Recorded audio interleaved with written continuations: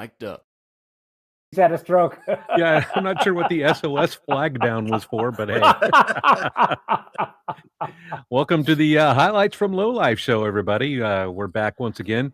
And coming off the heels of last week's episode, if you missed it, go into the archives here on the app and check out that show, or go to YouTube and look it up. Last week we had Hollywood award-winning, actually Academy Award-winning producer Tom Ortenberg on the show, and we talked about movies and the crossover with sports and what makes a great movie and what makes a bad movie and things like that. It's a really interesting episode. I learned a lot. I thought it was one of our best, actually. Yeah, it was a lot I would agree. A lot of fun. So on the heels of that, we thought, let's make this week's topic a movie topic, just because we're all kind of in that headspace from that episode last week. So tonight we're going to talk about the top 5 worst sports movies ever made. That's what we do best. Negative. We go downhill very quickly. A lot of that is gravity at our age. But also, it is kind of fun to talk about stuff that's annoying and terrible and makes you angry. So we're going to do that tonight, and we're going to start with sports movies that really, really are bad. Top 5 list, and I'm going to turn it over to Marty to see where his head is at tonight. Okay. Well, thank you. Number 5. In other words, number 5. Well, they all stink. So I really don't have a list for them. I really have no idea. They all, it's not that one smells any worse than the other. But like I said, they mentioned it before we came on the air. I'm in a new location tonight. I'm in exile. Went to the Veterans Day parade in Reno the other day, and told the ladies who ran Daughters of the Revolution that their cookies they were selling were stale, and they really got mean. I mean, and it's sending out posses and the whole bit. So I'm like I said, I'm in exile. So hopefully I can go home in the next couple of days when things blow over. But thank you. But let's start with one that I didn't. Let's back up for a little. This was a hard choice. These are bad movies, so we have to go back and look at them again when they're bad movies, and you really got nothing better to do but go back and look at bad movies that you knew were bad to come up with information about a bad movie at a bad time. And so, but your research was painful. It was, and it took a lot of beers to get through it. So no wonder I'm mumbling tonight. But when is that any different from any other night? Not only was it a sports film, it was a bad sports film about a bad sport in film, or a bad film in sport. Figure skating. It's Blades of Glory with Will Ferrell and John Hader.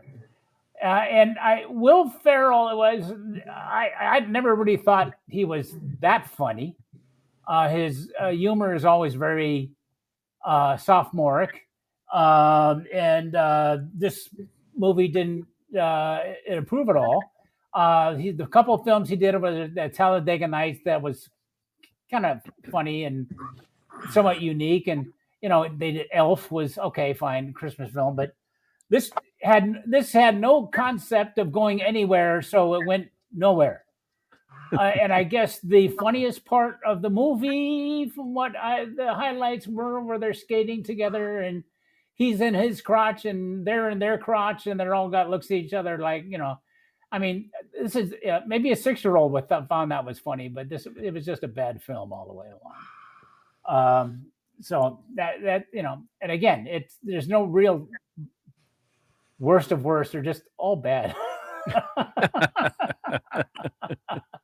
Anybody got a rebuttal? Anybody liked it? Go ahead. When we're commenting about these things, do you say bad job, good job? What do you say? Because the movie was bad. I agree.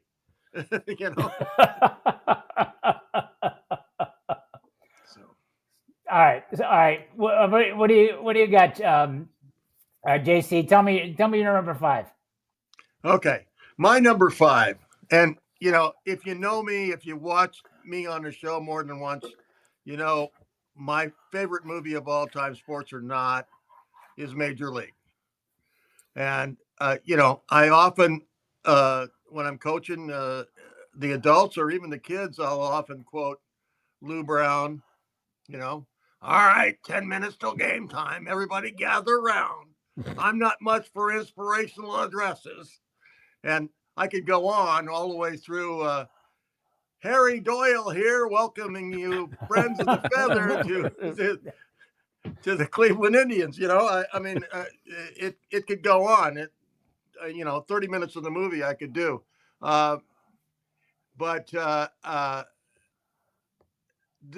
I'm not a fan of the second of the sequels, and the third sequel, the back of a Major League 3, Back to the Minors with Quantum Leap, Scott Bakula, was horrible. It was poorly done.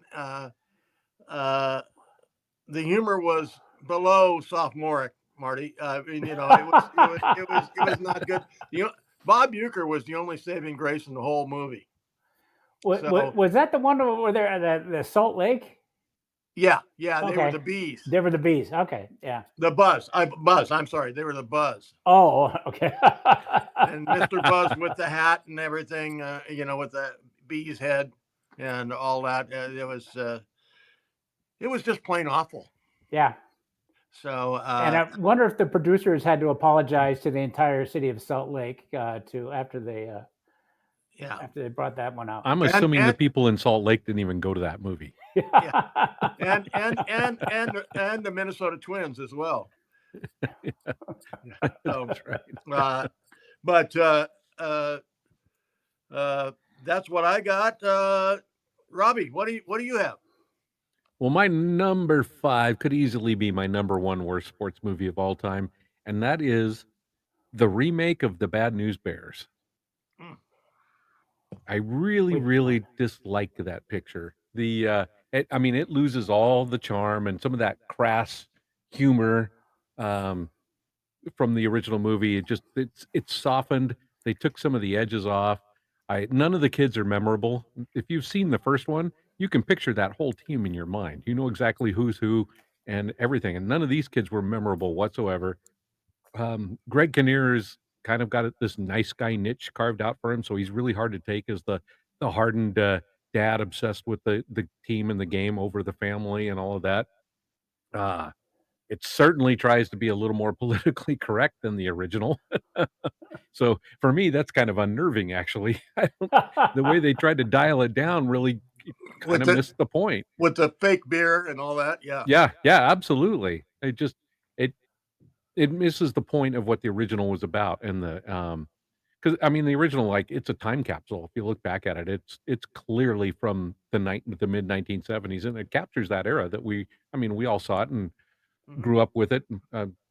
JC was 50 probably then. But anyway, you could see quite a senior citizen, but getting close. Yeah. I don't know. To me, in the original, you could see the education and some of the growth that the kids go through as they go through their trials and troubles, and the kids overcome some of their own little personal problems that they have. And this, you don't see that at all in the remake. It's just really bad. It's really focused on the two coaches, and the kids are an afterthought. So I don't know. I can't stand the remake. They really broke a good thing in my book. Yeah. Well, and Billy Bob Thornton is not Walter Matthau. Correct. Matthau is a comedic genius, and Billy Bob is not. No, that is true. That is true. Yeah. All right, so there's our round 5 picks. Let's turn it back around. You want to just keep on the wheel, or should we reverse the wheel? Yeah, well, I like to piggyback on what you said, because not only was that was called Breaking Training, Bad News Breaking. Oh, the sequel, no. Yeah. The sequel. Yeah. I was talking about the remake. The remake, yeah. Yeah. Well, then they had a Breaking Training, And now, Right. if that wasn't bad enough, they went to have the Bad News Bears go to Japan. Yes. Correct. Okay. And and the why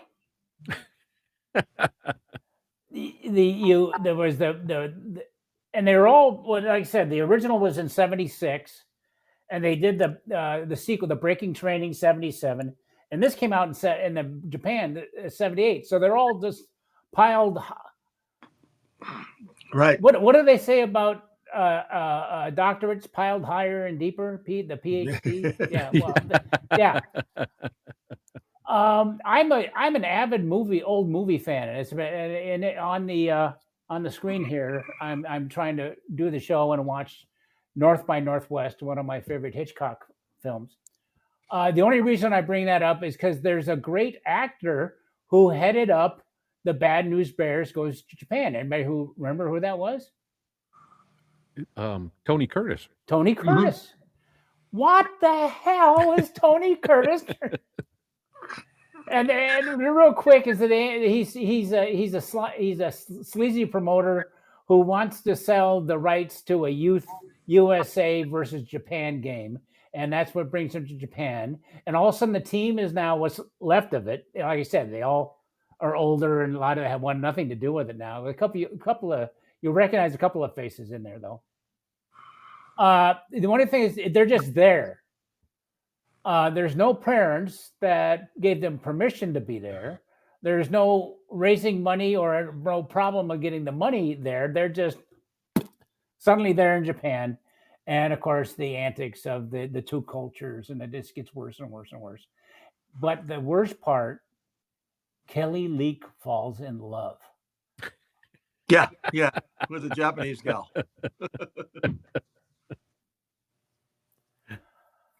Let it die. All right, the wheel goes round and round. JC, what do you got? So while we're on the subject of Bad News Bears, I got to tell you, I've got a personal connection with the Bad News Bears. Oh yeah. My sister, who had just graduated from UCLA and was, working in Hollywood, got hired to be Tatum O'Neal's body double because Tatum O'Neal, according to Mr. Ritchie, who was the director, threw like a girl and had very little athletic ability. So my sister, who's probably a better baseball player than I am, and that's not saying a lot, but she could throw, and she did the pitching sequences and the other the fielding sequences and that sort of thing in the movie.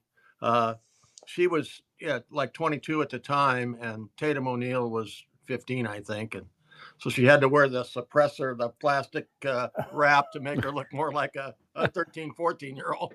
She told me about that. But she really liked Walter Matthau. And when, in the remake, that Billy Bob Thornton is not Walter Matthau. Mm-hmm. And even worse, when you get to a Breaking Training, William Devane is not exactly a comic genius. No, not his forte. So I would say, he's more a dramatic actor and that sort of thing. And so I really had a lot of reasons to hate Breaking Training in that one. So that's my story. Robbie, what do you got? We're sure beating the Bad News to death, aren't we? Yeah. I mean, wow. Yeah, a beloved franchise just dragged through the mud by the Lowlifes. Oof. Mm-hmm. We're the guys to do it. Yes. All right, maybe I can. Well, this is the only additional one in the franchise, so I guess I'm going to destroy it by myself. In the early 2000s, someone got the idea that it was time to remake possibly the greatest television movie of all time. Not possibly, in fact, the greatest television movie of all time into a major cinematic motion picture. And so they decided to remake Brian's Song Mm.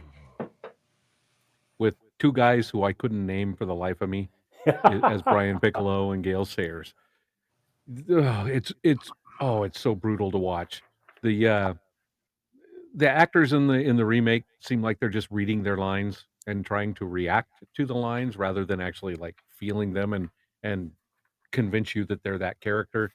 The movie's really focused more on Brian Piccolo's cancer and the illness and everything rather than their rivalry that turns into this great friendship. And um, maybe I don't know, because it was made in a more quote unquote politically correct era. A lot of the racial overtones are dialed back, and I think that's part of what makes that first movie great. Some of those challenges that they faced. Um, Absolutely. yeah, I mean, it's true story in their friendship, and to kind of whitewash it out for a more modern era was a big mistake. It makes it hard to stick with the story. It's just really softened, and it makes the movie basically inconsequential. And I feel very sorry for somebody that's their introduction to that story, to the Gale Sayers Brian Piccolo friendship. If all they saw was that, they didn't. There's not much takeaway for them. I feel bad for anybody that's seen that. That the first one is just so great, so amazing. It's one of the 3 movies it's okay for men to cry at, Yeah. and, just to destroy it that way and focus on the wrong things, it was just very disappointing. Very, very disappointing. So that's my number 4. Yeah. Absolutely. Hey, Marty, should we tell Robbie what time it is? Is it that time already? Boy, Yeah, time flies when you're having fun. Did you guys already do Oh, geez. Okay. I'm so lost in my anger of Brian's Song, the remake. I tell you, hey, folks, we're going to shut down for 5 minutes, give them a chance to regroup, and we'll see you later. Get my head back in this game. Well, this is what, 112, 113 episodes, something like that. And we have been sponsored since day one by our good friends at Almanac Brewing in Alameda, California. They are hell is wrong with them? truly one of America's greatest craft brewers. We always talk about the different beers from Almanac that we're drinking. And of course, it should come as no surprise that I am slowly but surely finishing off my stash of their Rocktoberfest. This beer is delicious. It's pretty much vanishing from the marketplace now. So if you can find some, get it, stash it away. Marty is living proof that you can hide it for up to a year and it's still going to be delicious when you get back to it in August when you find it again. So, Yeah. Great beer. And it's the hallmark of Almanac, whether it's a light beer or a dense barrel-aged bourbon stout, everything's going to be rich and full flavored and still just a refreshing, easy to drink beer at the same time. So I'm on the Rocktoberfest. What are you guys drinking? All right, you ready for a bad? This is going to be a bad pun, but anyway, went to we were just Almanac. We were at Almanac 6 weeks ago, something like that. Not even that long, maybe. And have a great time there. If you can make it to Alameda, to the playground, Playworld, Adventureland. Thank you. That's what it is now. Check it out because they do great things. I got there early because I had a bit of a drive, and so I wanted to make sure I got there on time. And so I'm looking at their list there of all the different beers they have, and there was something I haven't seen there. And I thought, all right, well, let's give that a try. And it knocked my socks off. Get it? Socks in the sandbox. This is their West Coast India Pale Ale. And I keep mentioning that Almanac keeps opening my eyes, so to speak. I don't like IPAs, but this is very nice. It has a nice little the IPA flavor. It's not heavy. Everything that goes down real smooth. And I brought home half a case of that stuff. So here's one. Thanks again, Almanac. Well, 2 shows ago, Webby showed us Almanac Afterglow. and I found some today, and I'm telling you, crisp, refreshing, zesty. It's got a little hint of oranges and tangerines, but it's not an overpowering fruity beer. I don't do those, but it's a nice wheat beer, and it's got a smooth finish. Uh, not not a heavy beer, but just very nice for a thirst quencher. And as uh, as Webster says, you can have 3 or 4, and it won't kill you. Okay, Yeah. so Not at the Almanac time. Afterglow, great beer. Yeah. All right. Well, that wraps it up. And by the way, I have my Yeti cooler. We're not sponsored by Yeti, but I'm working hard for it. The Yeti can cooler. This thing's amazing because the beer is just as cold at the end of the beer as it is at the beginning. It's very cool. So Yeti, if you're out there, I love your products, and we would love to be sponsored by you.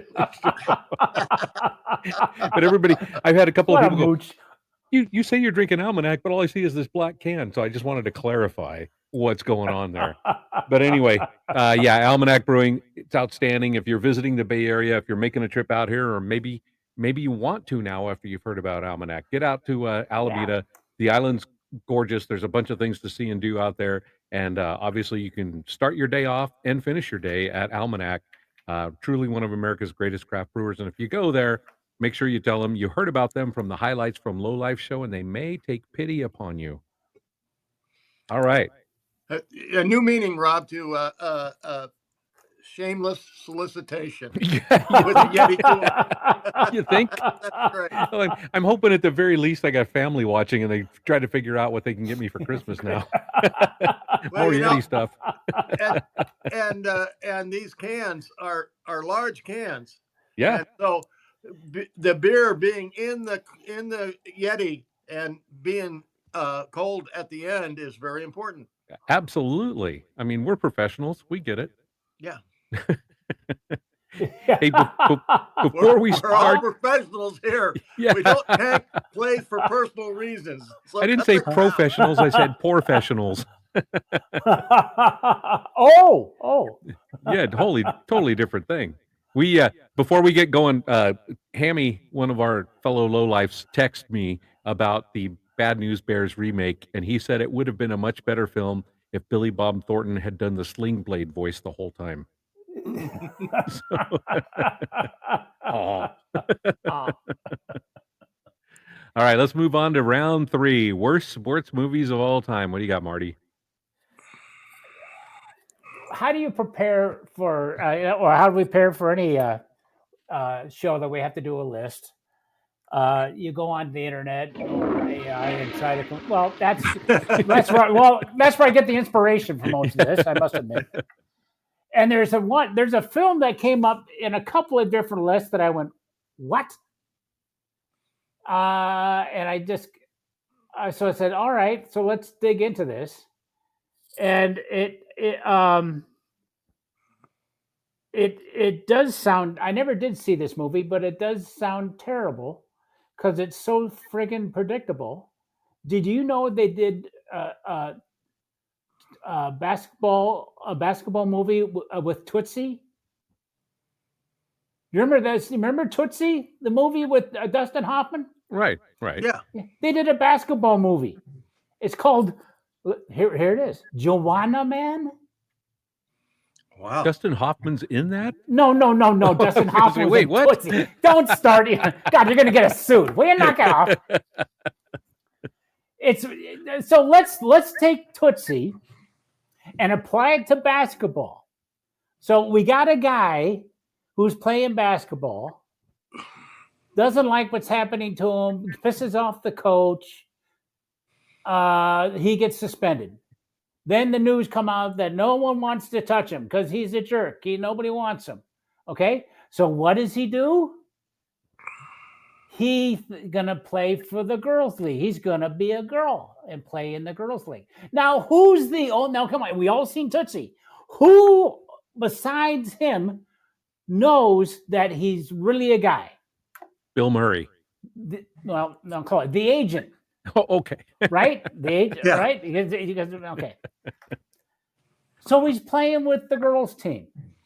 Okay? So he's being very successful. He can't get out of it now. What happens? What happened in Tootsie?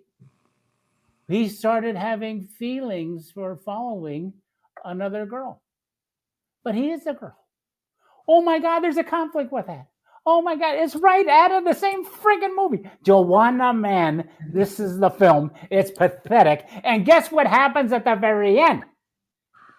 There's a guy hidden up on him, thinks he's a girl who's a guy who's there. Oh, jeez, I've seen this whole before. It was terrible.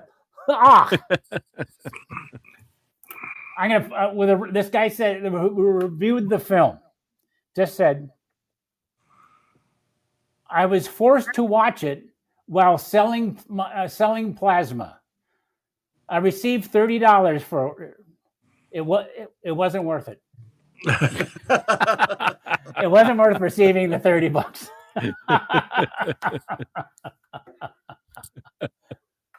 JC, number 3.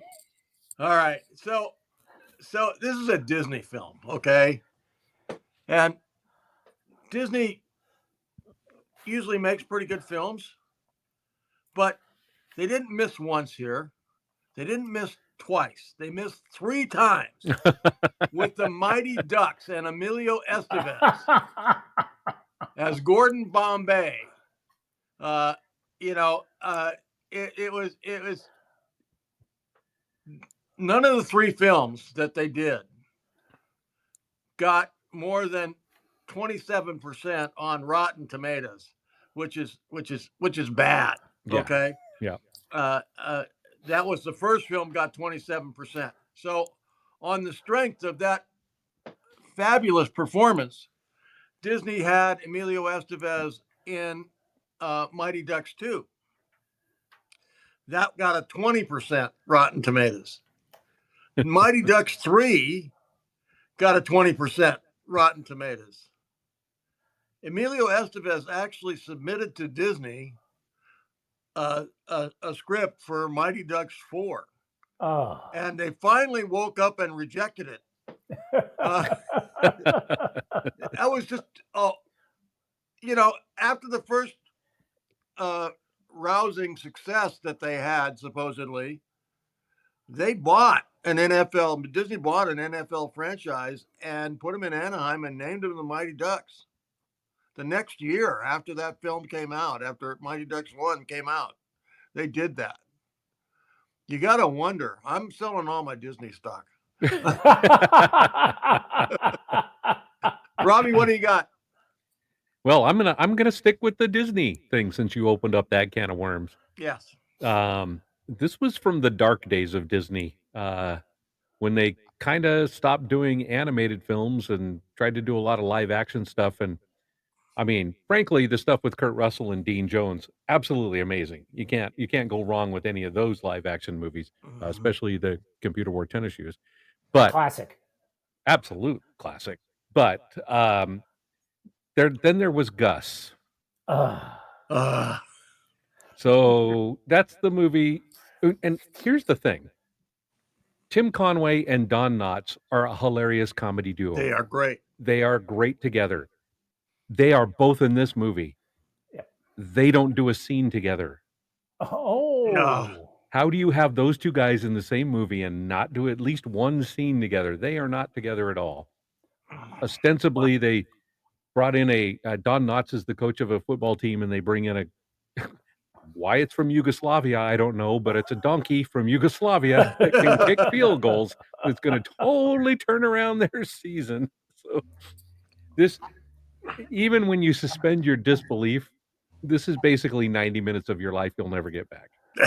That is the redeeming quality of the film. Yeah, there you go. Gus. Big mistake. All right, hey, let's move into round 2. Marty? I should have said this at the beginning, but there were certain types of movies that I wasn't going to use. They qualified, and they are, and Robbie just used one, and it was just the sports films with with a name. Gus was one, and there was a baseball one called Ed. Oh yeah, It was that's a right. which was a monkey. Yep. And I thought I guess too low hanging fruit. Let's put it this way to use, but but I guess we're on number two already. We're on two already. Yeah, shocking, Correct. Okay. Yeah. All right. So I'm running. I got too many movies and not enough spaces. Well, we plenty of honorable mentions. To Yeah, Okay. we can do All honorable right. mentions. Don't All worry. right. So let's put because I got number one for a specific reason. So let's go with number two. And this is when I spoke to my brother earlier in the week. I told him he really enjoyed our show last couple of weeks with our special guests, and I told him what what the topic was this week, and the first thing out of his words was rollerball. Oh, really? Yes, the 2002 remake Oh, of yeah. Rollerball. Okay, Remake. yeah. Not the original. Yeah. No, not the original. No. The I got remake. you. I got you. I Yeah. was worried about you, Marty. Yeah. And I must admit, I heard it was pretty cruddy, and I never did see it. But I thought, okay, let's just kind of go on a few websites and see what it has to say. It came out in 2002. $70 million budget, but it grossed only over 25 million. So it lost 2/3. Lost. One of the main characters was played by LL Cool J. And LL Cool J said, I knew when we were doing this that the movie sucked, but I had to go out and promote it anyway. Well, there you go. When your star says that, yeah. Yeah. And Bad sign. just a few highlights from some of the reviews I thought was kind of funny. One guy said, this movie sucked at every level. The dialogue was lame and no character development, but you can't blame that because the writing was pathetic. I think that's very profound. That's pretty good. The movie was 95 minutes long, but it seemed to drag on forever as it really was a boring film. And the last guy said, just in bold, this was the bold headlines across it: Rollerball, avoid at all costs. I said, maybe that's the third. There we go. There's the name for the three: Rollerball, avoid at all costs. Right? Why not? Did anybody ever see that? I heard it much more violent. Why take a classic and try to do something with it that it has nowhere to go but down? But anyway, there it is. Rollerball. JC, what do you got? All right. So we had so much talk on Bad News Bears. I had to eliminate one of mine on the Bad News Bears. So I've for number two, I'm going to have a big movie. Okay. This is a big movie, and it had really big stars like Little Bow Wow and Crispin Glover. This 2002 movie is a cross between The Absent-Minded Professor, you remember Flubber? Of course. Sure, yeah. And with Fred McMurray, and Rookie of the Year. And this one involves magic sneakers once worn by Michael Jordan, who wasn't in the movie, by the way, that allow Little Bow Wow, who's short, as playing a 14-year-old kid, to play basketball in the NBA because the sneakers were magic. Oh. And it was not a box office success. And The What was the, reviews were what was the name of it? what the heck is this film about? But it's called Like Mike. And Oh, yeah, Okay. I vaguely Okay. remember that title. Man. yeah, Okay. and it was truly a horrible movie, and was panned universally. And you'd think it would be a great opportunity to get a Michael Jordan in a movie, but no, nah, couldn't afford him. So they just threw it out there, and the result was not good. Robbie, what do you got? All right, for number 2 for me, this one is like it's a really, really, really bad movie, but it's also one of those. It's kind of so bad it's entertaining to watch. This is the only movie that I can recall that miscast Sylvester Stallone as an F1 driver. um, Driven. Okay. Yes, it's the acting is all over the board. Some people are really good in it actually, which is part of the fun, and some people are terrible. Um, I'm not sure that everybody makes eye contact when they're supposed to in the film. And there's this the great subplot is this whole good guy steals the bad guy's girlfriend, but it turns out that the bad guy's really kind of been a good guy all along thing. So it's there's so much going on all around the film that it's unintentionally hilarious. And there are some of the racing scenes are absolutely spectacular. The rest of them look like they were designed on a original Apple iMac by a 7-year-old. It's if you know what you're going to see when you go into the film, it could be an enjoyable experience. But otherwise, this is just it's a really, really bad movie on so many levels. Driven. Uh, all right. Well, hey, that brings us to the end of round 2, and now we got to take a moment and thank our their sponsors and friends from Mic'd Up. That Yep. you are watching us live. You are watching on Mic'd Up. It's an app that gives you the ability to interact with the shows you're watching. Marty's got a couple of shows he actually likes to watch on here regularly. So do I. Mhm. Do you want to talk about one or two of those? I can see by your face. No. No. Hey, but no. Let's go. The Rovner report. Have you ever met this guy? I haven't met him yet. No. No. I He met his beat dad. His Huh? dad played ball with us. Oh, did he? Yes. Okay. He looks like the type of guy that you just want to set a beer in front of him and just say talk and listen to all sorts of stories. He's well versed in many sports, and he brings guests on all the time. He'll talk basketball, he'll talk hockey, he'll talk all the football. It seems like a great guy and a very entertaining show. So I like the Rovner report. Yeah. Yeah, and it's got to be interesting now because he's such a big fan of New York sports, and they're so bad. Yeah. They're so bad. There's Which nothing. brings up Yankees coast to coast. That's right. Boo. Wait. There it is. There it is. There it is. There is absolutely something amazing about watching a New York sports fan work themselves up that this is going to be the year every single year, and it's never the year.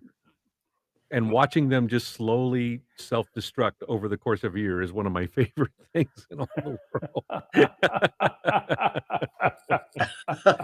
That's great.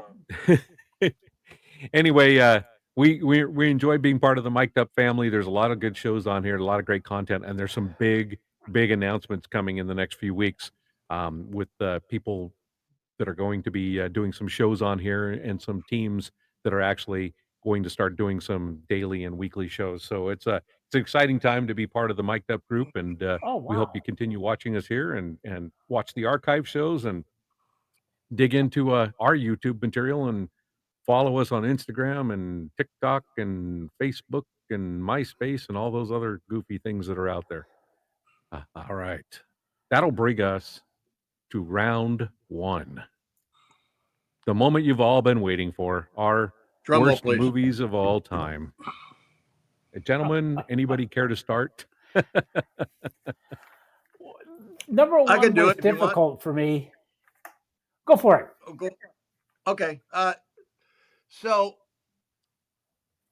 another movie I love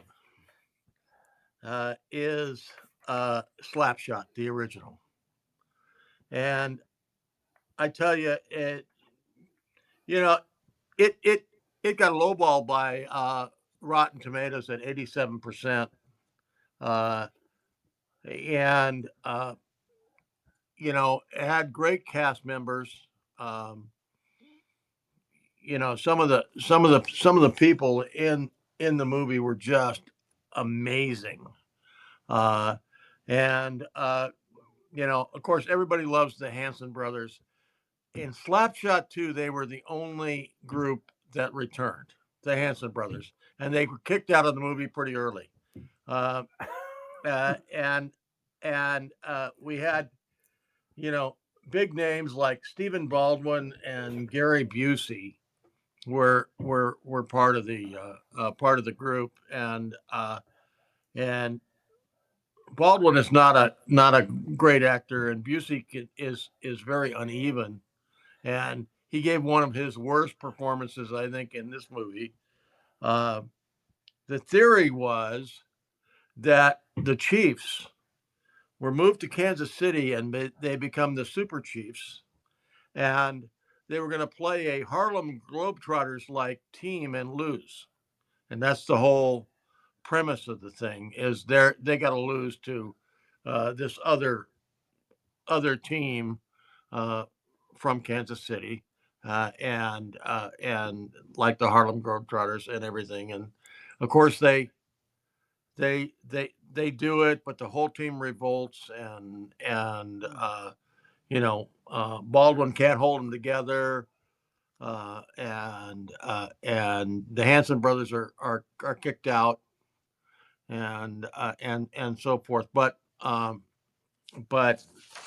they come back, and the Hanson brothers do, and play the Harlem Globetrotters team, and of course you can predict what happens. But it was a very bad film, done very poorly, and so that was my number one, was Slapshot 2. I think it got a 0 on Rotten Tomatoes. So that's really interesting. And the one movie reviewer described Gary Busey as being expletive deleted awful, and he wasn't much kinder to Stephen Baldwin. So you can figure out what that was about. Yeah.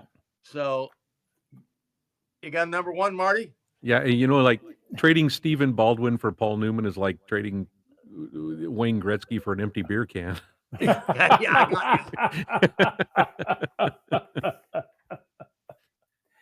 you. I think if one point came out through tonight, it's when you got a great sports film, or it may be just any film, leave it alone.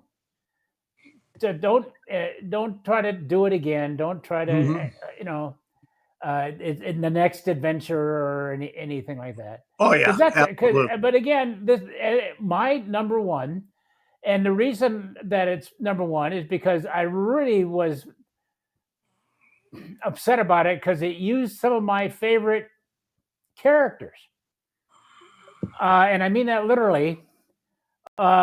The movie is Space Jam: The New Legacy.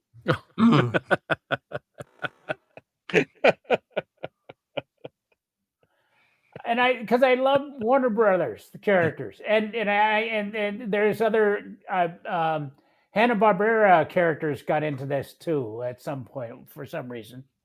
Again, I remember when I was a kid, pestering the hell out of my mother. She would shoo me off on Saturdays to go to the matinee down the street. And I remember, and I fell in love with Bugs Bunny and Daffy Duck and all those guys. And to see the Warner Brothers characters tied in was something awful movie as the New Legacy, and it's unfortunate that LeBron James is the butt of it, because how could you try to even compare with Michael Jordan in the original one? But it was the same thing. If you want to know the story, okay, fine. LeBron James plays a dad. He wants to help his kid, who's about 12, 13, play basketball a little better. The kid is, it rebels against dad's coaching. And the Matrix, it was some computer, steals him, the kid. And the only way that LeBron can get his kid back is to play with the Toon Squad, with Bugs Bunny and Daffy Duck, and they're working out. So Daffy Duck, how predictable this is. Daffy Duck throws the basketball to Yosemite Sam and tells him shoot. What does Yosemite Sam do? He shoots the basketball. I mean, come on. We all saw that line coming. Come on. The only redeemable line that I bought into and enjoyed was they're playing, of course, they're playing the Goon Squad. Okay. And at halftime, they're getting their ass kicked. And remember Granny, who was Tweety's owner? Right. Yeah. Granny is on the basketball team. And she's and she caught my heart because they were giving her a hard time, and I thought, let the lady go. She's drinking martinis at halftime. Now there's someone after my own heart. I mean, okay, I'll give it that. But no, let the originals do their thing. Don't bother. Do not deal with Space Jam: The New Legacy. Sorry. Bring it home, Mr. Lannerman. All right. This one's very simple and clear for me. I'll be very concise. There was, I think, maybe the only rodeo movie ever really made, starring Luke Perry, called 8 Seconds. Oh. Horrible film, but it's perfectly titled because 8 seconds is exactly how long it takes till you turn the movie off. So bad. So bad. So with that, we got some callers. We got a bunch of people calling in tonight. Webby checks in with us here. I think there's been a lot of really, really bad sequels. I'll start off with Caddyshack 2, as was mentioned last week on the show. Yep. And then the Major League franchise. 1 was great, 2 was bad, and 3 was absolutely awful. Can't argue with that logic. Yeah. And Hammy left us a 3-parter. Gotta go with The Replacements with Keanu Reeves and Gene Hackman. But I did like the quote, pain heals, chicks dig scars, and glory lives forever. I don't know. I kind of like that movie. I did too. My next one would be Young Blood, a hockey movie starring Rob Lowe. I don't think so. And then the movie Ed with Matt LeBlanc. It's about him and a monkey playing baseball in the minor leagues, and I really think the monkey was smarter. Good one, Hammy. Got to round out the last two. Caddyshack 2, pretty much a blasphemous sequel to the original classic, and even Chevy Chase thought it sucked. My top worst movie, sports movie, Mr. 3000. Bernie Mac as a slugger in baseball? Yeah. Again, I don't think so. Believability, 0. Yeah, right. Exactly. Tiger checks in. Hey guys, Tiger here. My top 5 worst sports movies. Number 5, The Main Event with Barbara Streisand and Ryan O'Neal. Number 4, Over the Top Arm Wrestling with Stallone. Number 3, Mr. 3000. I can't get that 1 hour and 44 minutes back. Number 2 is a tie between American Anthem and Rad, a gymnastics film. Gosh. Ooh. I mean, I think there's a lot to unpack there. Tiger here. My number 1 is a surf film. Surf Nazis Must Die. I don't know if that qualifies, but it was equally a bad film. And I would consider all sequels like Rocky 2 through 22, Major League 2, the 3 cutting-edge figure skating films, and any remake, The Longest Yard, and Rollerball, they're all really, really bad. Well That's a said. good take. Yep. Yep. Well, that's our long line of callers. If anybody else calls in, we'll certainly play them. But you guys got any honorable mentions? Have you Yes, guys sir, ever? I got one. You ever heard of the movie Celtic Pride? Oh yeah, Oh yeah. with Damon Wayans, right? Yeah, and Dan Aykroyd. Yep. These are two Celtic basketball fans. The Celtics get into the finals against the Jazz, and the Damon Williams character is plays for the Jazz and just wiped them out in Game 6. So they came up with a brilliant idea to get him drunk before Game 7, and they wind up kidnapping him, and it goes downhill from there. So, because I watched it for a little while. I remember watching this at the beginning before I got, because Dan Aykroyd and Daniel Stern. He was was in. Oh, come on! I had it. Well, he's Home Alone and Home Alone. Yeah, Yeah. They did a lot of other things. Yep. So I thought, hey, this might be a bad movie. Boy, did I make a mistake.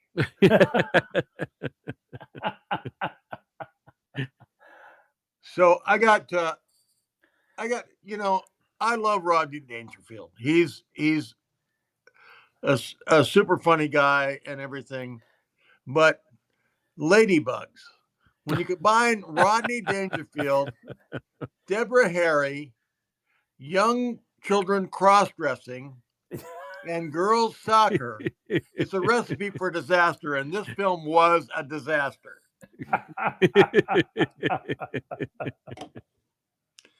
So I got one more here, and The Bear, about Bear Bryant.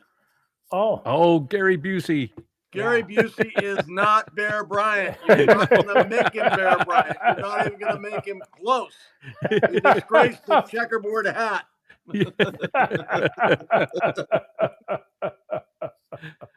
Oh, funny. I had the one Tiger mentioned. Even my dog hates it. The Main Event.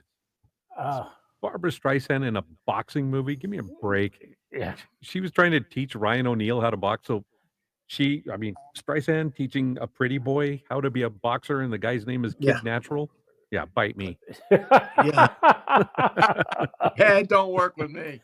Speaking of boxing movies, it was mentioned earlier, but Rocky V, featuring a very old Sly Stallone, Right. and even the Rocky fans hate it. They don't consider it part of the sequence of Rocky films. So Rocky V is probably the worst of the Rocky movies. Yeah, I would agree with that. Yeah. Well, anything else, fellas? No, I I think covered it. I pretty much beat everything to death. I'm very depressed. I'm gonna go in the corner and just drink more, which I normally do anyway. But I'm not depressed, so what the hell? But all right. Well, once again, thanks to our sponsor, Almanac Brewing, Alameda, California. Truly one of America's great craft brewers. Get out there and visit them. And that's it for this week's show. We'll be back next week. I don't know if I think we may have a guest next week, so we'll see how that plays Well, out. terrific. But anyway, Good. tune in. It's always going to be chaos and amateur hour here at the Highlights from Low Life show.